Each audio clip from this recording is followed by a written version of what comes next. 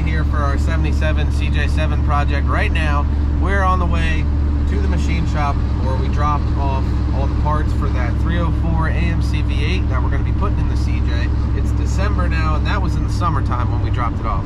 So it's been a minute. That would be the block, the crankshaft, pistons, connecting rods, pretty much the whole rotating assembly. It's all done now. We're burning daylight though, it's getting dark. We're trying to make it there quick, fast, and in a hurry.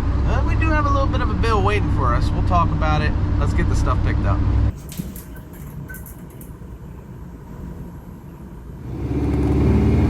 Just about there. It's actually kind of cool. This place is like a little hole in the wall, back one of these alleys in the city here. I do believe we are here. Just sneak back here. There it is. Got the goods. Got a little bit dark out, so catch you back at the shop. We'll check everything out.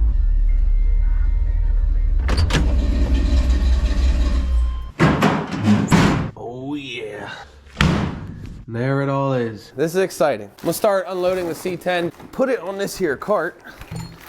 I'm gonna wheel everything over to our engine room. We'll see what we got and figure out the plan. Cylinder head, another cylinder head. Oop. Crankshaft, pistons, main caps, bearings, piston rings, and I think this is all original stuff. Wheel this over. Had to break out the hoist here for the main event. That would be the 304 block, all bagged up. Oh yeah. We'll unbag it a little bit, get our chain and a head bolt.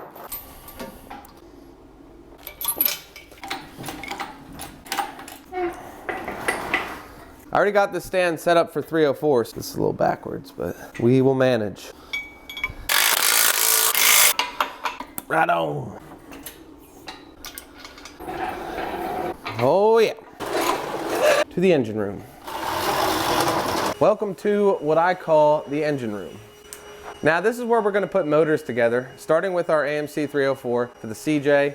I got all of our new parts laid out from the machine shop. We're gonna go over everything. Also, I have the invoice to go over and see how much all this costs. Check it out. Let's talk about the heart of the build first, this 304 block. To start off, the block was completely cleaned and magnafluxed to look for cracks, none of which were found. Then we had some new cam bearings installed, ready to go. Freeze plugs put in, and then the cylinders. So this motor is not a 304 cubic inch anymore. It's more like a 310. These cylinders were punched out 40 thousandths over, bigger bore, more cubic inches. And then went through and honed each cylinder and also honed all of the lifter bores. That is a fresh block, ready to go. Next, the cylinder heads. These are the factory heads. Again, they were cooked, cleaned, checked for cracks. It was resurfaced, brand new valves, new valve springs, and new freeze plugs on there as well. So pretty much like brand new heads. On to the crankshaft. The crank needed a little bit of work. The grooves were so deep on these journals that we had to grind the crank down. So we did 20 thousandths on the rod journals and 10 thousandths on the mains, which means we needed new bearings. So here's our oversized main bearings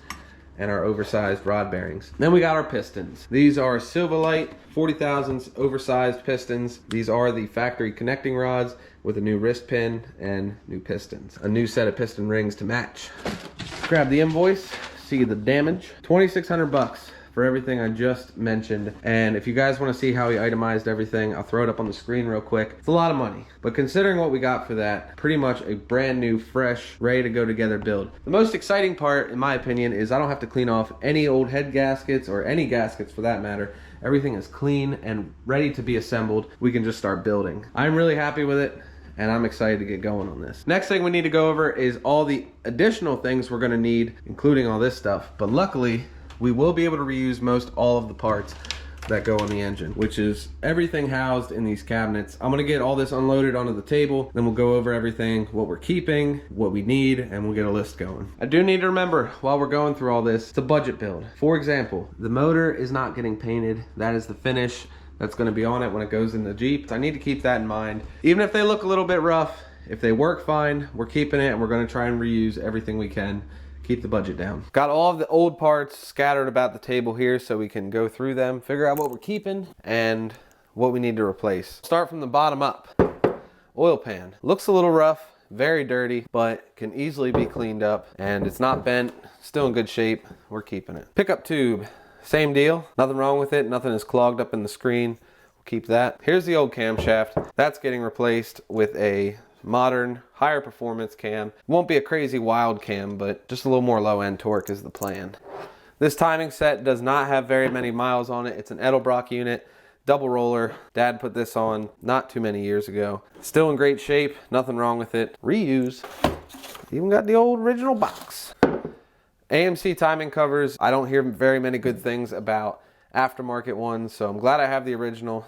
Gonna be reusing it, just needs cleaned up. To go along with that, the oil pump is internal, built into the timing cover, like such. But I am missing a spring and a little like piston, and I'm not sure where they got to. So they do make rebuild kits for the oil pump. I'll be getting one. And then the oil filter housing just bolts on the end, and that can easily be reused. Distributor, and then the cam gear and the little counterbalance weight thing that goes on the end of the cam, just like that. This distributor doesn't have many miles on it. Dad put this in when he did the timing set, and the gear set is new and they're matched, so they're already wore together. They're good to reuse together. I do want to crack this thing open, take a peek on how good a shape it is in, and there is hardly any wear on the cap or the rotor, as suspected. So that is a definite reuse. So on the other side of that timing set is the crank sprocket, and we're actually missing a piece. It's called an oil slinger, and it's like a little dished, cone-shaped piece that you put on before you run the bolt on, and it helps to splash oil about. Do not have one. We're gonna need one. But here is the harmonic balancer. This will be getting replaced. The rubber that goes between here can dry rot and crack, and these can actually start to spin independent of each other. Since the crankshaft is practically brand new, this will be getting replaced. Intake manifold. It's kind of dirty, it's kind of ugly, but it is an Edelbrock Performer AMC intake manifold, so I will be doing my best to get this thing cleaned up, looking good again, saving money. This breather, it looks ugly, still fits, it's gonna work. The thermostat housing, this is probably one of the more rough looking parts, but ain't nothing wrong with it. We will be reusing this right there. Coolant temp sensor will be replaced along with the oil pressure sensor. Other mechanical parts, like the fuel pump, this is gonna be reused because it's still doing fuel pump things. Nothing wrong with it. Water pump. Kind of ugly, very ugly, rusty, turn around, inside's clean, shaft is tight. I'm told that this isn't very old either, and it just kind of got some surface rust on it. That'll kind of match how the unfinished block is gonna look. Just kind of rough and ready. That's the whole idea with the Jeep here, rough and ready. I did have a Holley 600 CFM carb, but I swiped it, threw it on my C10, and this is the Edelbrock carb that came off of my C10. I won't be reusing this. I'm gonna get another Holley 600, put it on the CJ. So we will be having a brand new carb. This is just gonna go sit on the shelf for emergencies. Valve covers. Clean on the inside, little rough on the outside, but definitely reusable. Did forget to show these when I got the distributor out. Plug wires. I probably would replace these, but they're name brand. They're Excel 8mm plug wires. They're all in good shape, and they're probably already cut to length. Power steering pump has nothing to do with the running of the Jeep, so definitely won't be getting replaced. If it does need replaced, we'll cross that bridge when we get there, when we actually start driving the thing. Let's get it running first. V-belts, I'll be replacing these, but honestly, these don't even look that bad, but they will make great spares.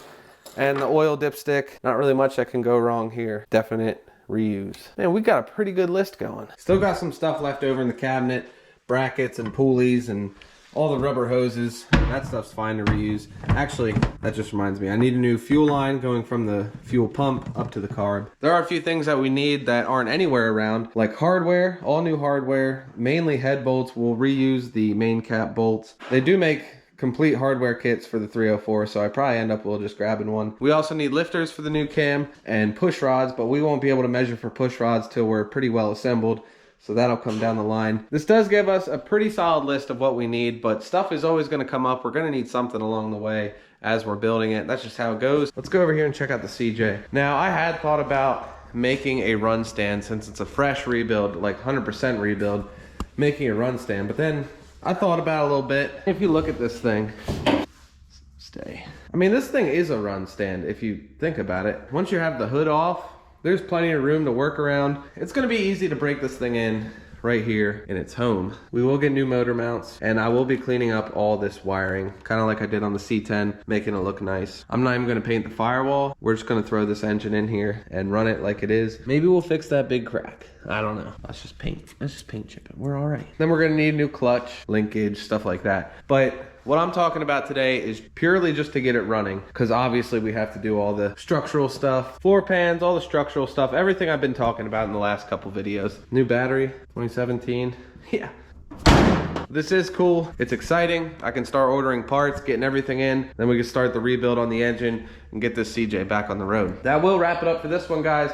I hope you enjoyed it. Hope you're excited for the CJ. Take it easy. See you in the next one. Just realized how much old gas is in here when I was moving the CJ around. So we'll need another tank and pickup unit, but we can always break in the engine on a 5-gallon can. All right, that's it, bye.